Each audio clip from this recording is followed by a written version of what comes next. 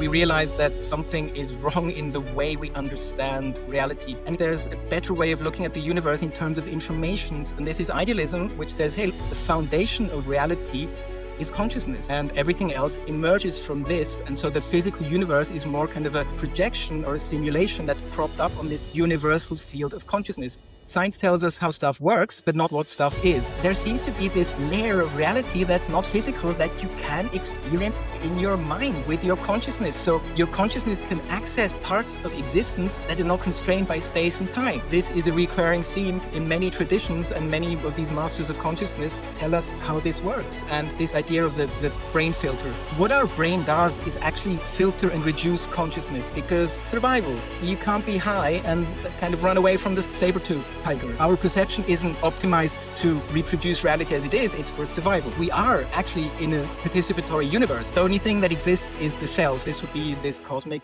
consciousness. And it's undivided. Nothing happens there. It's like really boring. So the self starts to differentiate and hide itself from itself so it can rediscover itself. And that's what we are doing here. So we are kind of this universal field sort of condensed into individual centers of awareness that can experience the whole of this existence. And you are the center. You have to take responsibility for your consciousness, for your life. You have to work with your consciousness. Our brains don't produce consciousness. It tunes into this field and sort of gives us a way of sort of expressing this transcendental awareness here in the physical. So science is kind of the attempt to sort of decode the workings of reality. It's looking outside. So it's humans sort of looking into the cosmos and wondering what is happening here. And luckily, the formal thought systems we came up with in our mind, mathematics, maps how the structure evolves outside in the cosmos. So science tells us how stuff works, but the spirituality part for me is like, hey, there's the internal, inner perspective, the looking inside our consciousness. And this is something that the Western mind kind of missed for quite a long time. So, I mean, we still don't have a proper definition or a universally agreed upon definition of consciousness. It still goes back to an essay a philosopher of mind wrote in 1974 or something called, "What is it like to be a bat?" So consciousness is, if it feels like to be something, that's a bad definition. And yeah, kind of only coming late to the game of realizing that there's this whole inner world where other cultures have been working with consciousness for ages, starting with at least the shamans 30 to 50,000 years ago. So I find it's like, shouldn't we bring these two perspectives together? Like how do we sort of map these? And coming to your to the question of the hard problem of consciousness, this is really where we realize that something is wrong in the way we understand reality. Because, yeah, up to then, you could really argue that, okay, look, we live in this objective universe. It's material. It's all random. Stuff just happens the way it happens. There's nothing to say to it. And that's the end of the discussion. Although, yeah, since over 100 years, quantum physics has been telling us a very different story, that fundamentally reality is like incoherent and illogical, but you can just put that under the rug. But with a hard problem, which a young philosopher of mind in 1994, when he went on stage, unknown, he brought that question in. And how do you get this inner perspective? How does it feel like to be something from stuff that is not conscious? So how do you get from atoms to this inner perspective? How do you get to a unified experience of a world from billions of neurons interacting? How does this work? And yeah, that's still a big, tricky question. And this still is rocking the boat of the philosophy of mind to this day. And it seems to be more rational to understand at least physical reality, not in terms of this physicalist mindset. So this made a lot of sense. And it goes back 300, 400 years where, yeah, the universe was seen as a clockwork, and you understand complex stuff by breaking it down and looking at like simpler stuff. But now we're realizing that, yeah, this just doesn't work. I mean, we see that this thinking breaks down at the quantum level, and it seems to be that there's a better way of looking at the universe in terms of information. So information, again, sort of an elusive concept. It's hard to define, but in physics, you can just break it down to qubits or bits of information. And this seems to be sort of the building block for the physical universe. But somehow you're still missing this ingredients of, where does this inner perspective come from? And this is where there's two ways of getting around the hard problem. One way is saying, hey, look, you don't really have consciousness. It's an epiphenomenon. It means it's kind of a side project and it feels real, but it's not a real thing. So this illusionism, there's no free will. How could there? There's four forces. The universe is deterministic. What happens now is determined by what happened before, mediated through the four forces. So you think you have free will? No, that's an illusion. Or an age-old idea that's now seeing a renaissance, and this is idealism, which says, hey, look, what if we got it the wrong way around? And actually, the foundation of reality is consciousness. And everything else emerges from this or is derived from this. And so the physical universe is more kind of a projection or a simulation that's propped up on this universal field of consciousness, which again raises a lot of questions. But it's very important to stress that we're now talking about metaphysical concepts. So these are not physical concepts. Science tells us how stuff works, but not what stuff is. And the question of what stuff is philosophy, metaphysics. And by definition, metaphysics can not be proven or disproven.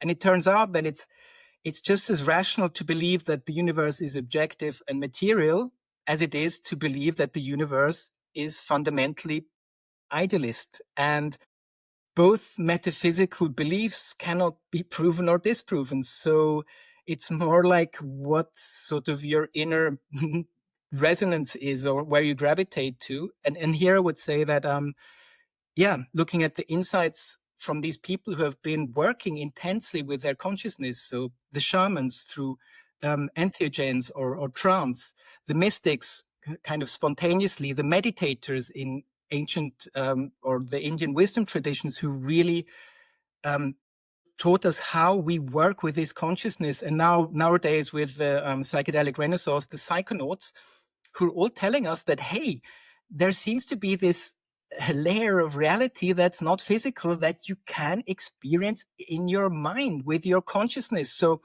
your consciousness can access parts of existence that are not constrained by space and time. Now, what does this mean? So traditionally, science said, yeah, but look, that's just like subjective stuff. That can be, people can lie or have hallucinations. So we can ignore all of that. But now slowly people are asking philosophers and some scientists, what if this is actually true? What if these experiences are telling us something deeper about the metaphysical structure of reality? And this is where we today are, that the pendulum is slowly swinging back from this very mechanistic view of reality to, being open to more radical, new or ancient metaphysical ideas wrapped sort of in new ideas. Yeah, and I would say that from personal experience, as you talk about this, right, and the reason why this excites me and a lot of the audience is exactly what you're saying, right? Because a lot of these people that are meditators have tried, plant medicine, right? They know this, right? And to scientists, right, that maybe haven't experienced it and are trying to prove something from the other end, right? This is where we kind of meet in the middle and have sort of this humility of trying to understand the world and how it functions. And because I know from what you've said, you've had a experience using LSD, and that kind of maybe broke reality and made you think it's not the way that the world tells us. And for me, I had a very powerful meditation experience, right, that sort of broke my reality. And like, oh, I went out of the body. Oh, there's this layer of consciousness for me that goes beyond my physical bag of meat and flesh, right? And for me, it's like, okay, how does this work, and why does this work? And then, as you know, and as you talk about these ancient contemplative practices, civilizations have talked about this for thousands of years, and now it seems like things are converging in a very beautiful way. And I think that that leads me to my next question, because I've read other scientists and scientists on the other end of the spectrum, right? That argues that the hard problem of consciousness is a trap, actually, because when you label it a problem, that means you must solve it from the materialistic viewpoint. Um, but what you're saying is that the inner experiences are another piece of evidence, and we can see that with near-death experiences, psychedelics, right, outer body experiences, meditative experiences. So how do you see that kind of coming together to address this hard problem of consciousness? I find what you kind of alluding to here is sort of this duality between rational knowledge and experiential knowledge. So it's very easy to be certain about stuff if you have no clue that there exists these other types of experiences which just make no sense in rational terms. So I love the quote by Aldous Huxley when he was asked in an interview in the 50s or 60s, like, who should take, I think it was LSD, not mescaline. And he said, well, actually, anyone who is certain about reality. And this is exactly where I see the sort of the power of psychedelics.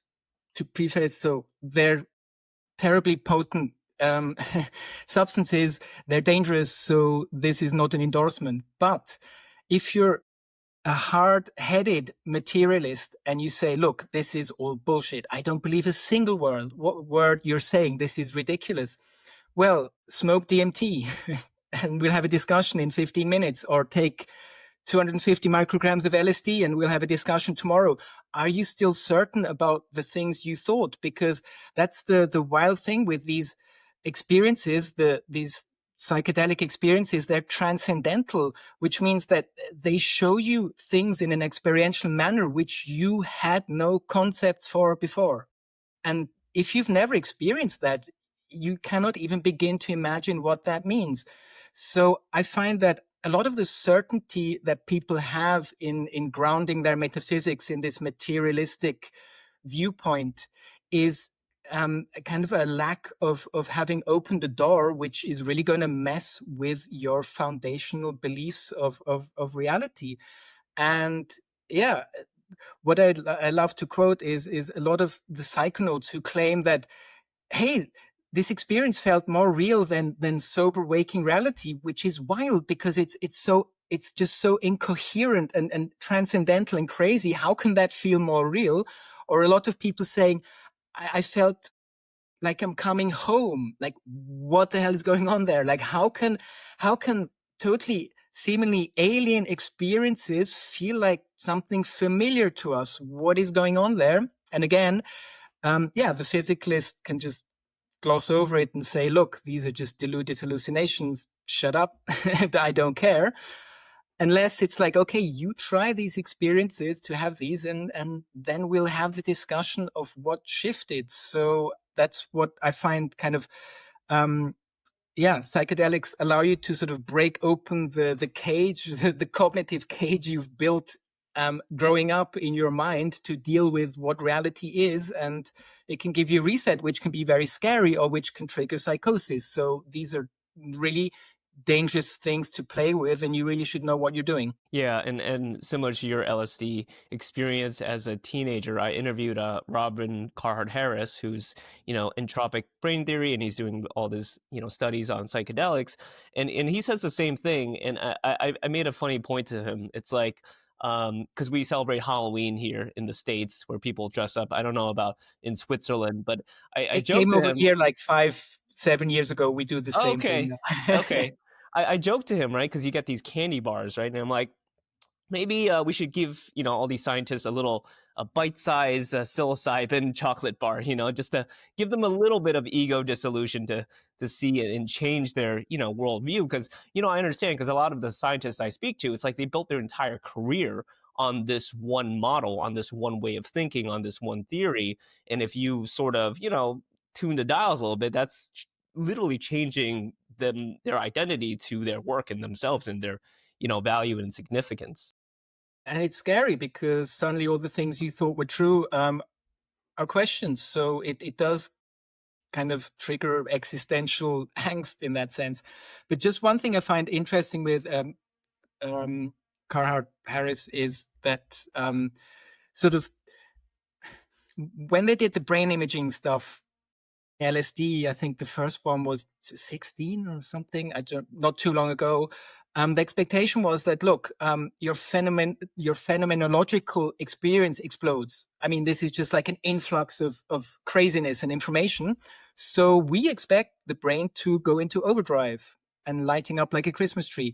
So this didn't actually happen. So there's a lot of like the default mode network, which gets downregulated. And there's actually places in the brain which have less metabolism you can measure. So the physicalist's explanation kind of like got challenged. Like, how can this be that you experience this intense reality and this is not correlated in your brain states? Because that was the whole thing, neurocorrelates of consciousness. Like, what is going on in the brain when you're having certain experiences? So how can it not be that you're having the most crazy experience and your brain isn't kind of showing this mechanically?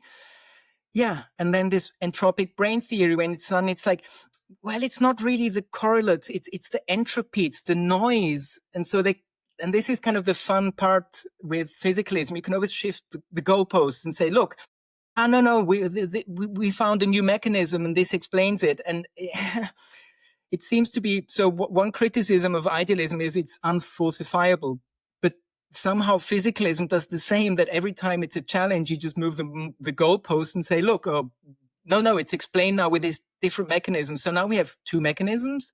When I'm sober, it's neurocorrelates, but when I'm having psychedelics experiences, it's noise and entropy. So yeah, that's again, if you're grounded in this certain metaphysical belief, and you're kind of it probably gives you certain biases, which I mean we all have. So that's, I mean, nothing we can do about it. But I find it interesting with the studies he does. So he's open to these things, but he's still like, yeah, physicalism. Yeah, and I resonate with that because I've spoken to Christoph Koch, and talking about integrative information theory, and Bernardo Castro, when she talks about analytical idealism and how it's like, well, these psychedelic experiences should produce a greater phi, which is a measure of that expansion of conscious experience, which when you're on these psychedelics, it seems to do the opposite, right? So there's a lot of trickiness there, and I understand these scientists, and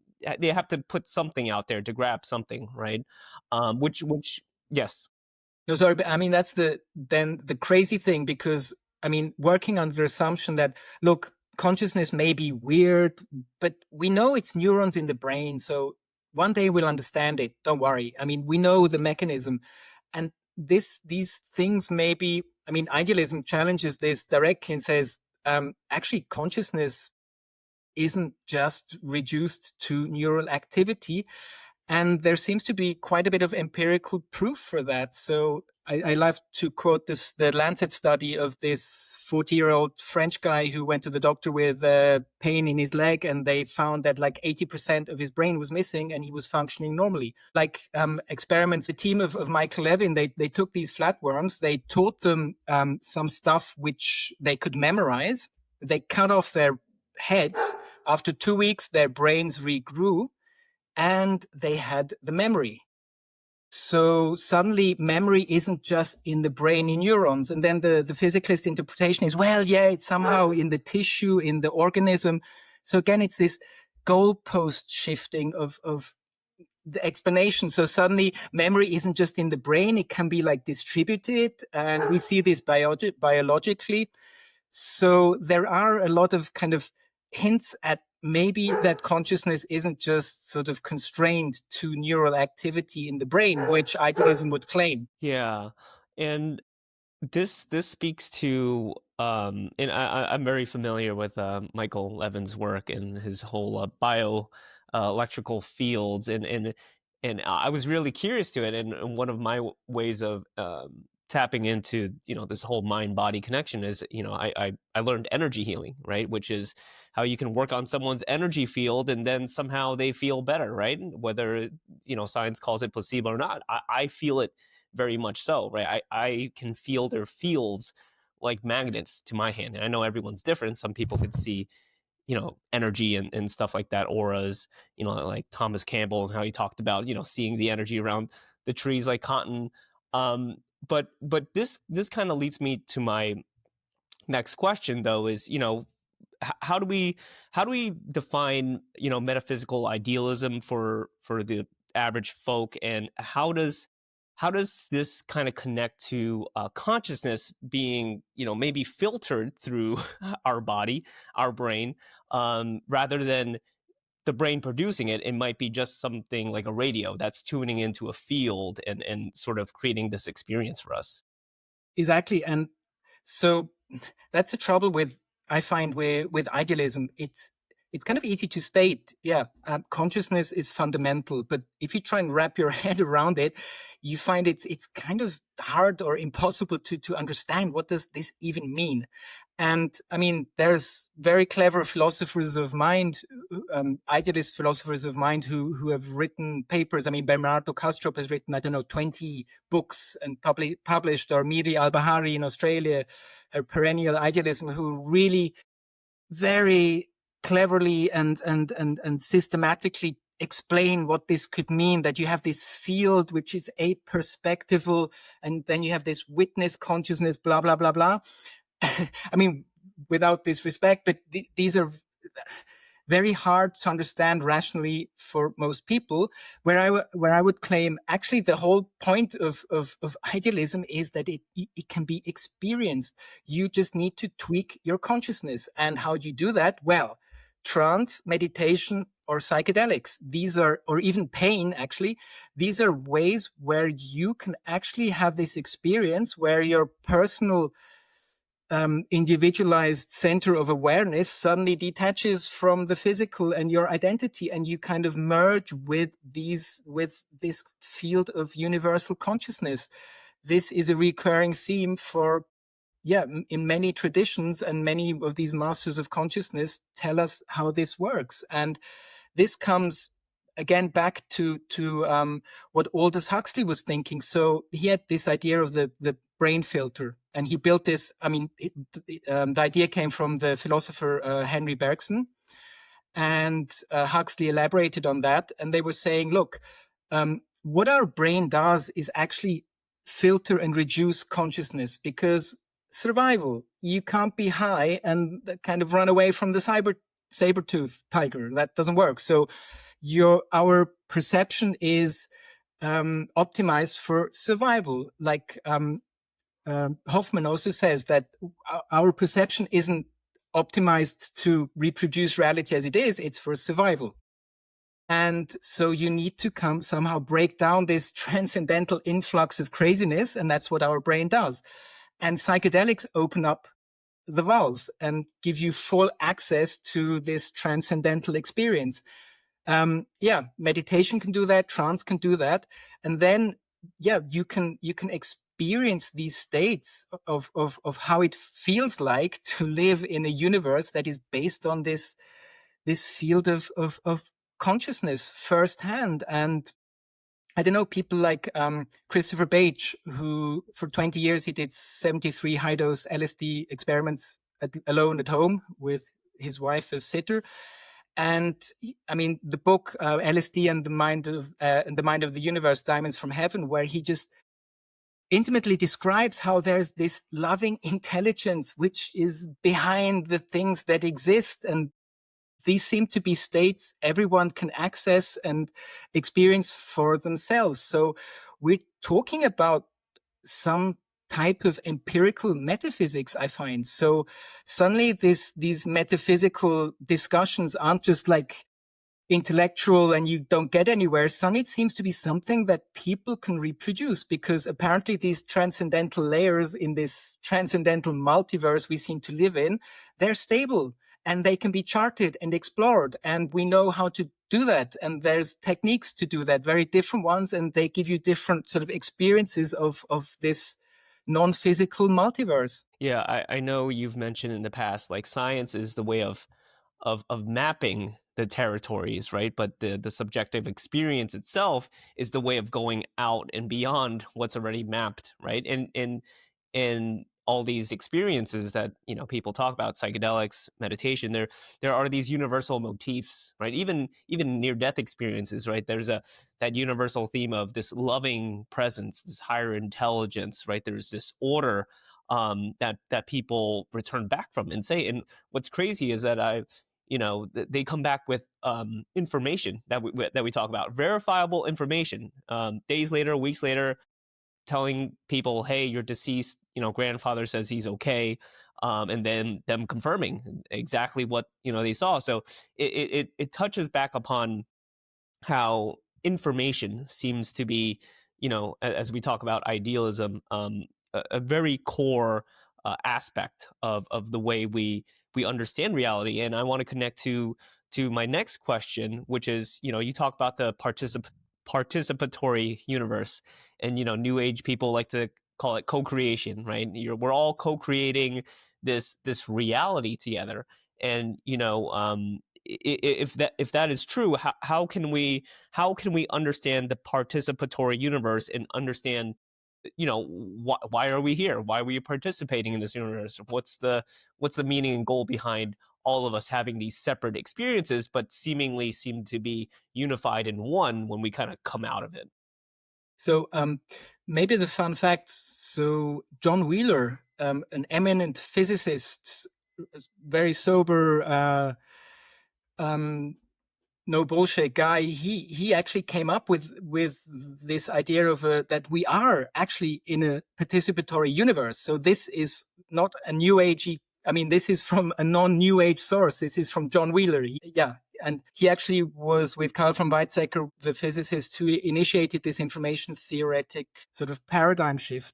Exactly, and what this means. So, I mean, at least for me, it sort of goes to the sort of switches to a sort of a spirituality question more than a metaphysical one. And it seems to be, or what I like from the Indian wisdom traditions, this idea that it's about experience. It's an experiential context. So this is also why it's dual. You need light and dark, happiness and sorrow, suffering and bliss, and this whole experience should be viewed in what the kind of these ancient Indian wisdom traditions tell us as a cosmic play, Leela.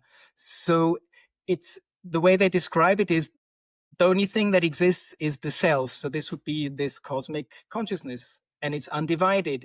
There's nothing, but there's no dynamics. Nothing happens there. It's like really boring. So the self starts to differentiate and hide itself from itself so it can rediscover itself. And that's what we are doing here. So we are kind of this universal field sort of condensed into individual centers of awareness that can experience the whole of this existence. And just as a side note, Bernardo Kastrup gives very detailed mechanisms of how you get from this unified field to like centers of awareness. He brings in this idea of dissociation, etc. But kind of I like the recontextualization that this isn't something that's like you're not thrown in here and like this is life is happening to you and like why am I suffering? It's like you're here in this sort of context of exploring, and you should not take things too seriously in that sense. Even suffering, it's like a means to an end to have experiences which otherwise wouldn't be possible unless you open that door. And that's what I find is kind of what we're losing or what we have lost or in this sort of disenchantment is the meaning, why we're here. So, I mean, yeah, science or scientifically thinking people with this adoption of physicalism did a really bad disservice in saying, look, it's all random. There's no purpose. You die, deal with it, grow up. And then we have these dogmatic religions, which give us these fairy tales of how stuff worked, which was written down ages ago and don't change anymore. So I find kind of both of these ways of looking at reality don't put you in the center of your experiential universe, and kind of you're accountable. You are the center. You have to, sort of take responsibility for your consciousness, for your life. You have to work with your consciousness. And this kind of, this scientific spirituality idea that, we're doing science. Science is amazing. It's great. It gives us technology. It explains a lot of stuff. But we should also look inside and work with our consciousness. And I would claim transform it. And what we personally probably should do is try and become happier people, because a society of happier people wouldn't look as terrible as the society we seem to be living in, which no one actually wants to live in.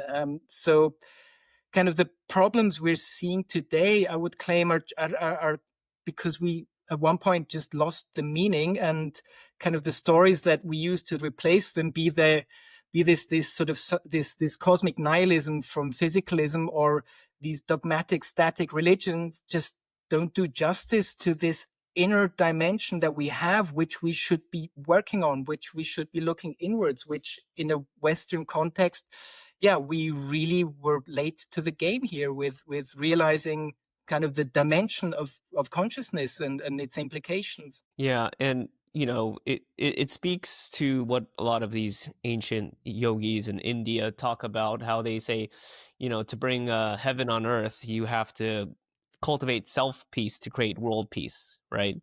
And it's that same understanding, like you and I could be talking right now, I'm sitting still listening to you, but in my mind I could have this crazy expansive conscious experience, maybe just listening to you talk, right? And there's no way to at the current state of understanding our reality and science, it's like, oh, that's just something I made up in my head, right? But for me, it's deeply meaningful, right? And I think that's what I hear, and what I love about what you said, re-enchantment, right? Bringing meaning back to the playing field of how not only philosophy, but how that comes into play in terms of science. And the bigger goal of science is what? To create a better world for us, right? And maybe not just about profits and very selfish motives, but character in who we are as human beings, and being more pro-social, right? Because we talk about people that come back from these near-death experiences or psychedelic experiences, and they experience all this overwhelming sense of love and this overwhelming sense of interconnection, right? And they start to see, oh, there was a purpose behind this, right? I chose to come here. I chose to have, this father, this son, this sister, and it started to make sense. And what you're saying is that, if we do come from this higher source down into more of these finite bodies, we're really growing, right? The mission and purpose is to learn and grow, and to know thyself, as that saying goes. And that's maybe sort of the goal of this physical universe, that that's another sort of blind spot of science, where the evolution of the universe is random. It's not going anywhere. Stuff just happened, life happened, very improbable, but it happened. We're here. Consciousness, it happened. We don't know, but we're here, so there's nothing to say about it. But come on, if we just, the cosmic structure and complexity, the complexity of life on Earth, intelligence in life, doesn't this seem to be something which is sort of baked into the evolution of the universe? And this could be very well a physical mechanism which we haven't discovered because we haven't even thought to look from a scientific perspective. And this is something, in the book I called the will to complexity, that coming back to Arthur Schopenhauer, who said somehow the noumenon, the thing itself, has these urges and instincts, but maybe in a more modern context, the universe seems to be wanting to assemble more complexity, at least locally, and do higher levels of computation. So you can view life as computation, you can view our minds as computation, and we build computers that do computation. Now we have AI.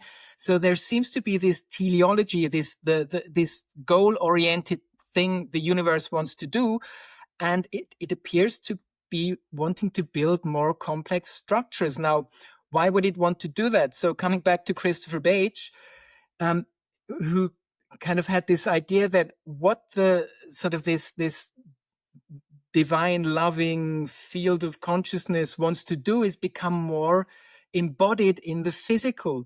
So kind of the universe tries to build more and more contraptions which are able to sort of channel or source this field of universal consciousness. So that's what our brains would do in this context. If idealism is true, our brains don't produce consciousness; it tunes into this field and sort of gives us a way of sort of expressing this transcendental awareness here in the physical. And if that's true, then maybe we can build other complex contraptions. Maybe it's circuits and electrons flowing in computers that allow us that AI suddenly becomes conscious. Yeah, and it speaks to maybe there's a simple algorithm, right? That creates this expansion. Everything is going into complexity. You have input and output, and that's what I see too. Studying a lot of the Vedas, Buddhism, and how there's this almost there's this underlying theme that there's complexity, evolution, growth, which seems to be the only thing that makes sense out of everything that we're experiencing in the world today.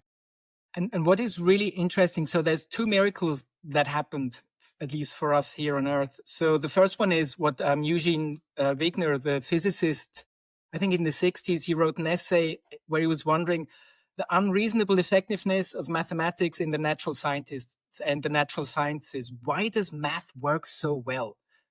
We don't know. But again, in the idealist context, it kind of makes sense because the inner and the outer correspond because it's the same, it's consciousness.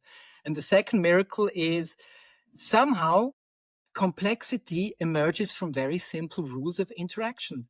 Now, why should that be? We don't know. That's the way it is. The computer scientists in the 60s saw this. Stephen Wolfram wrote 2,000-page books 20 years ago and 2 years ago, something about how simple rules can give super complex structures, which seem to, at least in his newer version, seem to mimic the structure and the laws of nature we see here. So again, this seems like very weird and improbable. Why should we have like these two very weird things happening?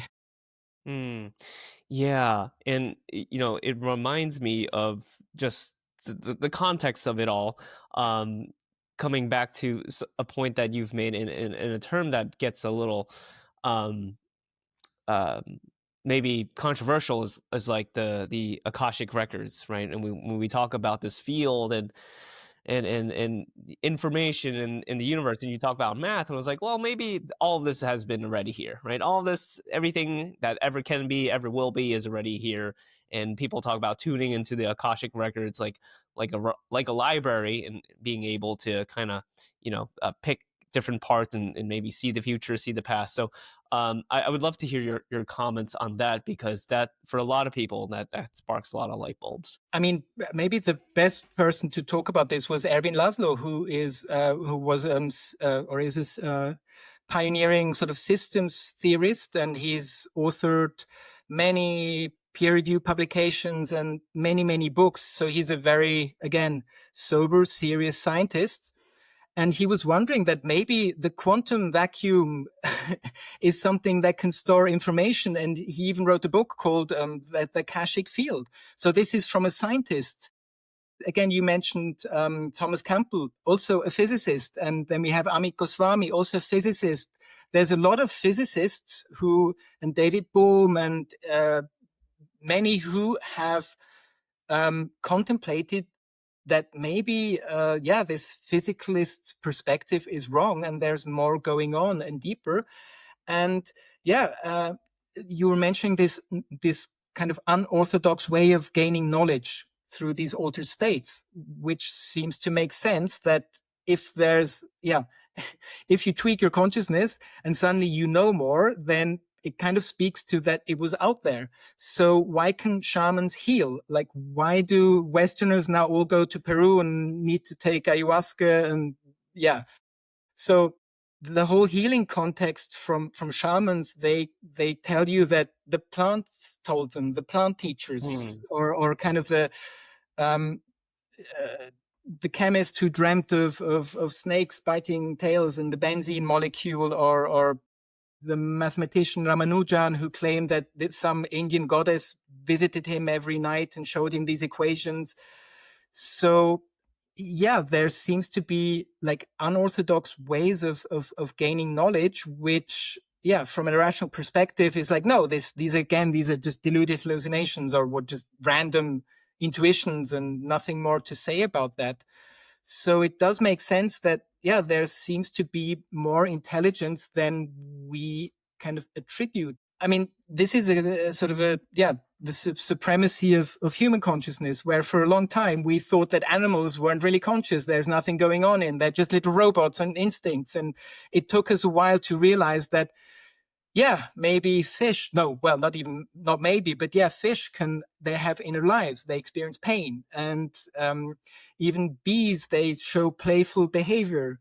And so, yeah, we sort of opened our sort of light cone of compassion to incorporate animals. And now maybe the same with plants. Like, they seem to, I mean, the question of plant consciousness makes no sense because there's no central nervous system, but there are biologists who are kind of revisiting this notion that what does it actually mean? Because plants have memory, plants seem to have agency, plants have huge, vast communication networks. They're doing a lot of stuff which we attribute to cognition.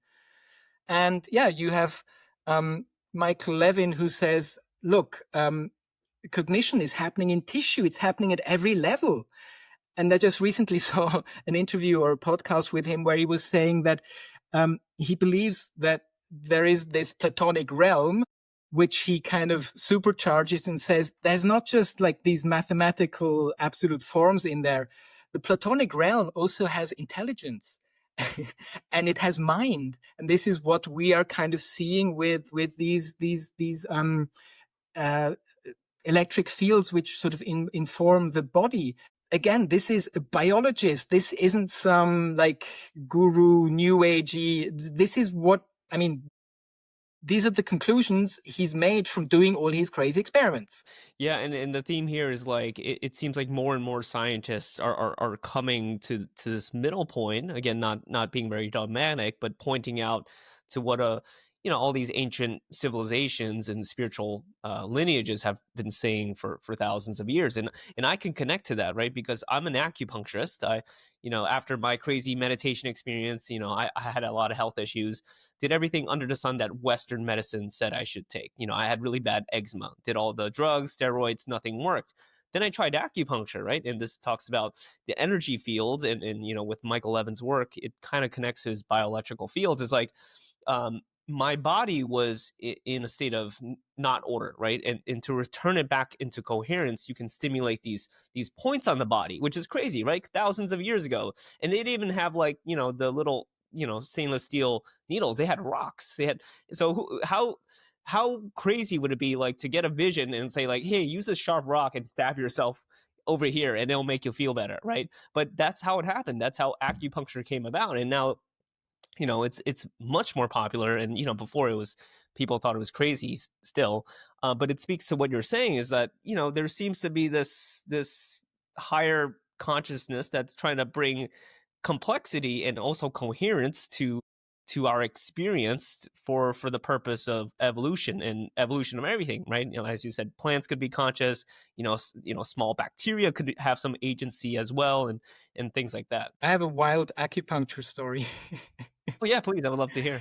So this is back in the day when I kind of had stress. I had pain in my like abdomen on the right hand side, just random. I never knew why, and sort of this like 30 years ago in my mid-20s, when my father died. He was diagnosed with cancer. 6 months life expectancy, and yeah, he died after 6 months.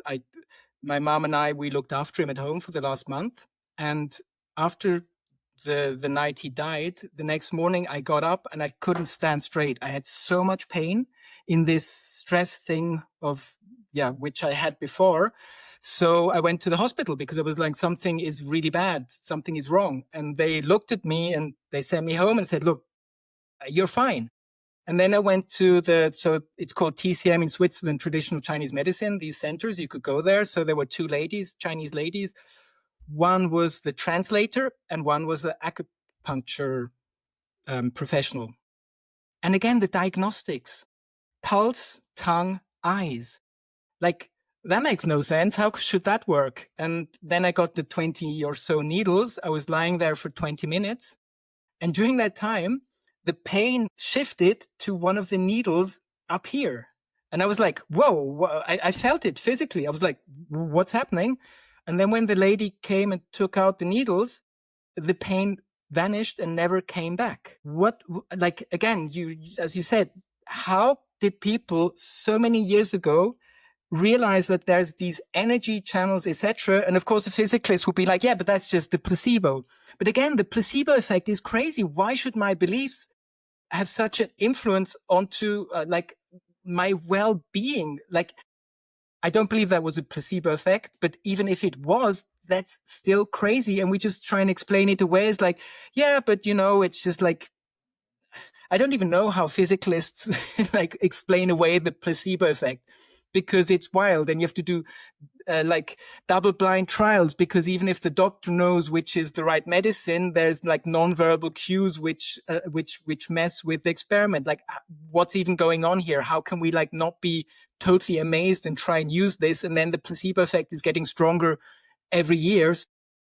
But just to say that for me, that was like, wow, experience firsthand something which I just thought that this is not possible. I mean, I was open to like, yeah, alternative approaches to medicine. So that wasn't a problem for me, but that it was like within 20 minutes and literally I couldn't stand up straight. And yeah, so that's my crazy acupuncture story.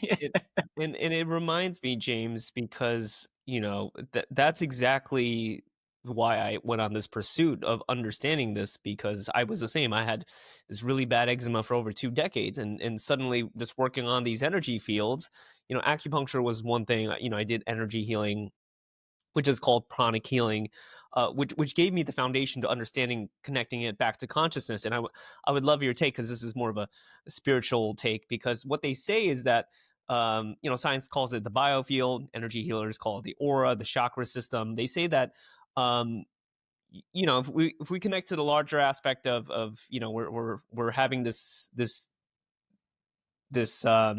experience that is finite, that is being filtered, but there's this concept called the soul, right? So the more soul energy that is within your body, the more things tend to be coherent. And this larger, this is a very big picture, but there's things such as karma, and which is not only from the past but the present, right? So if you've had a very challenging experience, right, like losing a family member, they say that certain parts of your field will come out, right? Certain seeds from your past life or whatever, and they might be expressed in physical pain, physical illness, or emotional, mental things coming up. And basically what I do and what I feel, because for me it's a very strong feeling, like it's like magnetic, is it feels like disorder, and it feels like mud, heaviness, congestion, as we call it in Chinese medicine, stagnation. And very simply, whether you're using an acupuncture needle, or for me, sometimes I just use my hands and I just remove that congestion. So it's very much like energetic hygiene. And when you remove it, the body, again, is programmed for order, for coherence, for healing. The body will automatically start to heal. So it's not really the acupuncture that's healing you. It's removing the traffic on the highway. It's relieving that blockage. And then the body, through its own intelligence, starts to circulate this chi, this blood, this energy. So that's the way I understand things. But connecting back to the soul is like, well, the soul has a certain purpose again, so it needs to learn, go through these lessons, and it might experience these lessons very physically. Because I'm wondering, like, do we need the concept of a soul? Couldn't that just all be consciousness? Yeah. Like, like the more consciousness, the more coherence that it's yeah. Do we need like this other sort of ethereal? Because again, if in an idealist sense, the consciousness has transcendental aspects, so non-physical aspects. which you would attribute to a soul. So I wonder if actually we can't just collapse it and just call it all of it consciousness. Yeah, I think so. And I'm not sure if you looked into theosophy as well, and how they talk about it, but it seems to be like this yes, the soul is as you say, you're not an observer in the universe. You're the universe being the observer. In theosophy, they say the same thing. You're not a body with a soul, but you're a soul with a body. But the soul is connected to a bigger part, which they call the higher soul. The divine spark, the monads. This is what they talk about in theosophy. But it's like there's these layers, but altogether, when you look at it, it's one conscious intelligence source or being, which people call God. And how do you experience yourself, right? If you already know everything, so you just kind of separate and throw us into trillions of different pieces there. You have to forget. um Yeah, exactly. yeah, yeah. Which brings me back to my next question for us, James. So if we understand this in a very practical level, what are some key takeaways or advice for the audience, right? From you knowing you and how you see the world, how do you make sense of things? How are you not a billionaire if you like, okay, if this is a participatory universe, I'll do, set this intention and I'll attract all the right vibes into my life and everything will be perfect.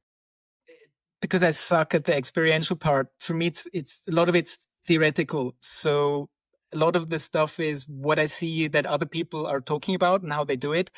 Um, but yeah, so I haven't really implemented or been able to sort of tap into that thing. But I believe it's like mindfulness, just the presence, just when you're walking, when you see a tree, when you interact with other people, just like being here in the moment, just simple things like that, and just realizing that we're all embedded in this same matrix of consciousness or life, and this interconnection that we sort of see through the illusion of kind of being separate. And I find a lot of it also comes just down to sort of trusting that the things that happen had a reason to happen and that they're okay, even if I think they're terrible and shouldn't have happened, that you accept that this is kind of what is happening.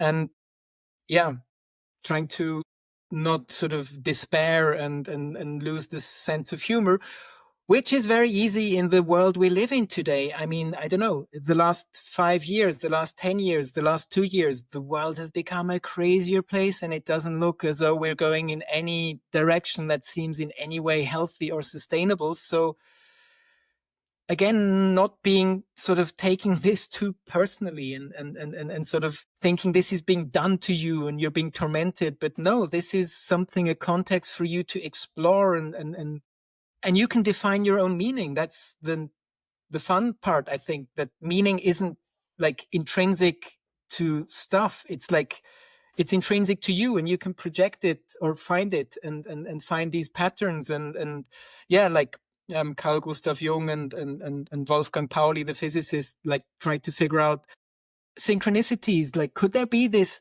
higher order causality which we haven't discovered yet and understood, which maps with our inner sort of archetypes and subconscious whatever, and that there is more meaning that we see, and there's like patterns which mean things which we can decode if we start to sort of be more mindful of these things happening, and not just assuming that everything is random, has no purpose, and it just happens to you, but that somehow there could be a plan and it could be fine in the end. Although, when you're in it, of course, it's like when you're watching the movie, you're involved in that and you're feeling the emotions. But in the end, when you walk out, you're like, hey, that was fun. Yeah, I thought I was that character, but I was just in the audience watching. And I think that connects very well to what you teach, which is scientific spirituality, right? Which is transforming this cosmic nihilism, right? Nothing has meaning, into like, okay, no, everything has meaning, but it's just so many ways to interpret it, right? And it's up to, we have, again, maybe free will, and to some people they don't think free will exists, but there's there's opportunities of looking at different perspectives. And like you said, the state of the world can be very challenging to see, but um from what I've understand and learned, and from whatever people talk about with their near-death experiences and psychedelic experiences, is that all this is like training our muscles, right? The muscles of our consciousness, right? Because if everything was easy, someone said something funny, heaven is really boring, right? Because everything is perfect, nothing is wrong, and you want to try something different, and you come to this plane of this crazy transcendental universe, as you talk about, and where we have all these experiences. But fundamentally speaking, there seems to be a higher purpose and a higher order, and there's a loving, compassionate support around us when you talk about synchronicities and different things like that. Probably the wisdom in us that we try and find that divine spark. And this is something for the religious people. You shouldn't be trying to find kind of religious insights by having other people tell you. You should find that in yourself. And all the Abrahamic traditions, they had their mystical traditions, which Gnosticism, Sufism, Kabbalah, which was very much about your experience of the divine in your consciousness. And it wasn't about someone telling you what it is and how you're supposed to think. So kind of like, yeah, sort of reclaiming this sense of I actually have it within me without, like, of course, for like, depending on like your religious persuasion, you're like, oh my God, you're a demon because you think you have God inside of you, which blah, blah, blah. But no, come on. You are at the center of your experienceable universe. You are the God of your experiential, phenomenal realities. So try and work with that and center it, become accountable, and try to, just make the best out of it. Try and figure out like what are the things that resonate? What are your intuitions? Like, what are your biases? Like, what is holding you back? What do you need to change or work with? And just maybe have a healthier relationship to yourself, which is something many people seem to have lost somehow in our modern world, where it's so much in the outside, as you were mentioning. It's ridiculous.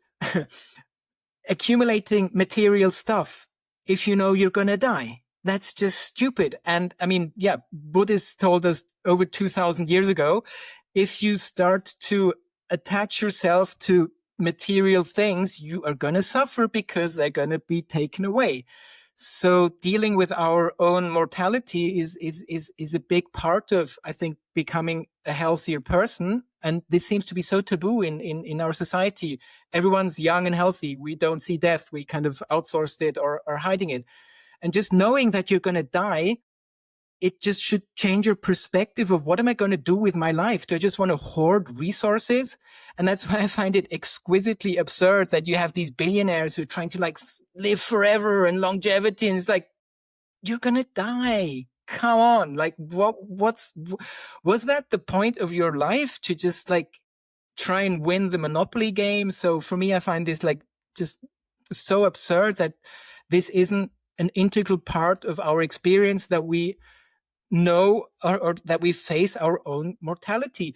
But again, for the physicalist, this is very traumatic, because if you die, that was it. It's dark and it stops. So in the context of idealism, it's like your consciousness continues in a different like transcendental plane. And like the studies or the one study recently which showed that sort of the near-death phenomenology is the same as DMT phenomenology, Timmerman et al.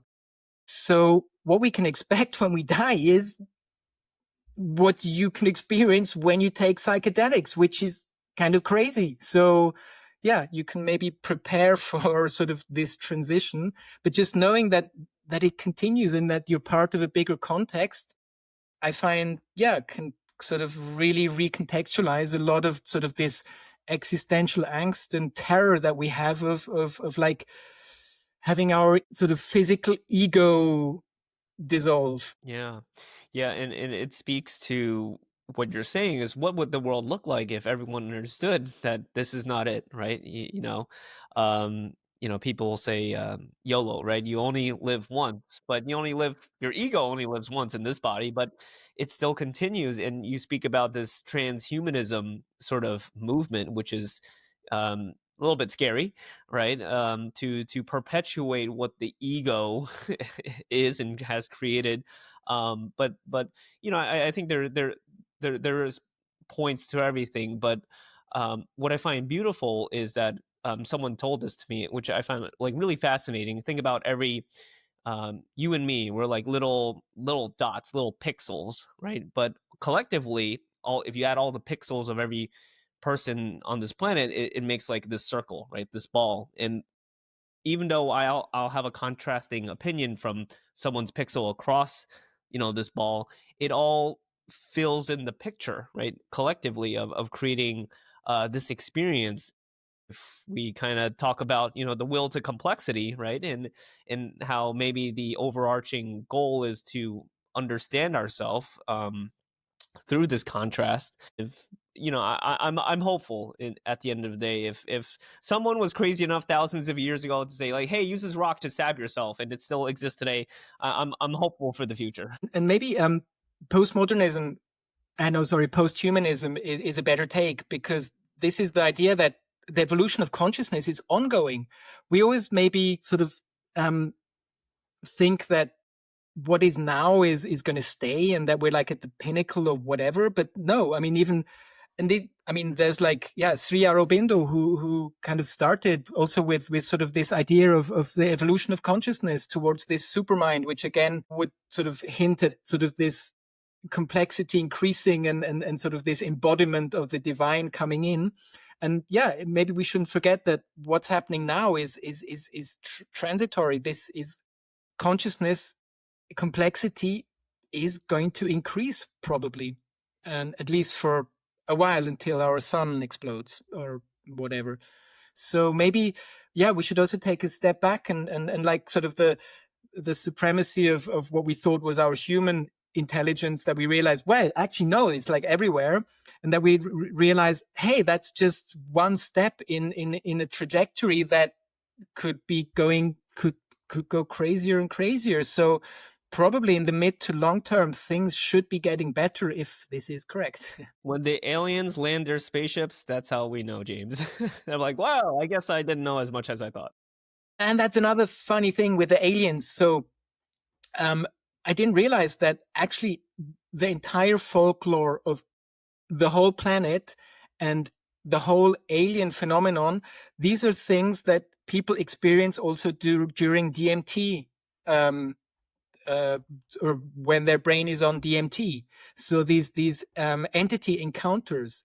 So again, that speaks to somehow this other layer of non-physical reality, which is inhabited by intelligent entities or beings, which you can interface and interact with by tweaking your consciousness. So the question is, like, the first person to see a gnome or a fairy, perhaps that was already kind of transcending the physical or alien abduction, that's not necessarily something that only happens in the physical, but that this is something which is sort of, I don't know, sort of coming over from the transcendental, that sort of the boundaries become more permeable. Sure. Yeah. And if there are layers to this world and different dimensions and levels of consciousness, and people say vibration or frequency, and that you can tune into it. And, I'm going to interview Halane Wabe, who's the director of IONS, who studies the science of channeling, and how she talks about how, people seem to communicate with certain entities and able to channel what they say. And, the world is much stranger than we think. But to your point there, there does seem to be this other motif of higher intelligence, higher order, beyond what our five senses here. And if it is a participatory universe and you claim that it isn't, then that's what you experience. So it becomes a self-fulfilling prophecy. And the same thing is with the psi phenomenon, because if you're in this physicalist metaphysical belief, these things are not possible. How could there? What's the mechanism? So obviously any claim to some telepathy, telekinesis, whatever, either it's fraud and they're lying, or they're incompetent and they messed up their experiments. So if you're absolutely certain that this can't happen, then you're not going to see it. Mm. And now slowly we are, sort of opening up to the possibility that still, although these supernatural things haven't been replicated, demonstrated, they haven't gone away. They're still, it's always at the boundary. It's like another thing which seems to be kind of a, I don't know, sort of a prank of the universe, is that it seems to be postmodern in the sense that it's always ambiguous. There's never a clear cut thing. Like quantum mechanics, you can interpret the same thing in very drastically different ways, and you don't know which one it is. Or you can be idealist or physicalist.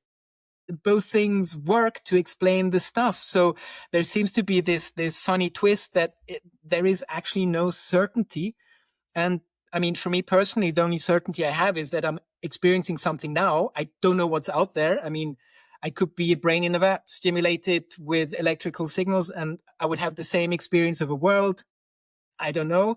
So if people tell me my consciousness is an illusion, I'm like, no, this is like the center, the core of the only thing I'm certain of. And the other thing I'm certain of is that this physical thing that seems to be going on will end and I die. So everything else is not clear. We're forever locked in consciousness. So even if we do experiments, everything is mediated through our consciousness. So there is no certainty, which is a funny twist to kind of the mystery, because there's so many different ways you can twist it, and kind of this postmodern mischief that is always ambiguity. It's never clear. There's always like different ways you can look at it, and they seem to work as well. So it's a funny setup we're in.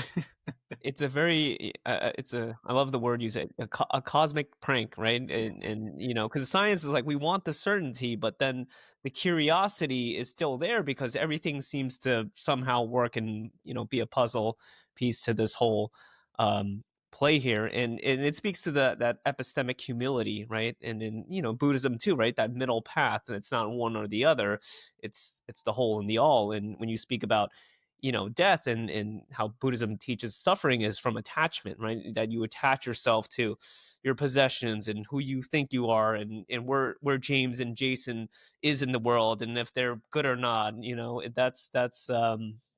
That's where things kind of get challenging, and we see this in the world, right? Where bad philosophy creates the bad philosophy of our subjective experience creates the bad philosophy of how we see the world and how the world's being played out.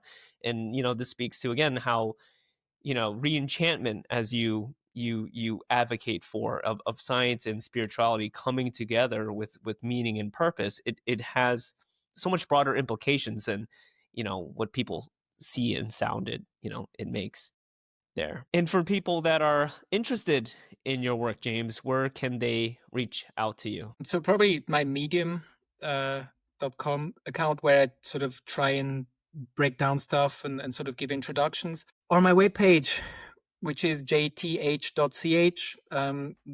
Those are probably the best places. I mean, you can look me up on social media, but that's probably just a waste of time. And I know you have your views on social media, which we're hoping to change, right? If as I mean, we I transform engage. our I mean, I'm consciousness. part of the problem, so who am I to say anything? But yeah. Yeah, yeah. All right. Well, thank you so much, James. This has been a really wonderful conversation, and I hope to do a part two where we can dive a little bit deeper on sort of more of the spiritual topics there. But I have to say, I admire your work because you really bring both sides so well together, as a lot of the scientists that you've mentioned today are finding, right, through just their logical progression in studying the world. So, from every person that watches me and my audience, thank you so much. Thank you very much. It was a pleasure and was great to chat. Thank you so much.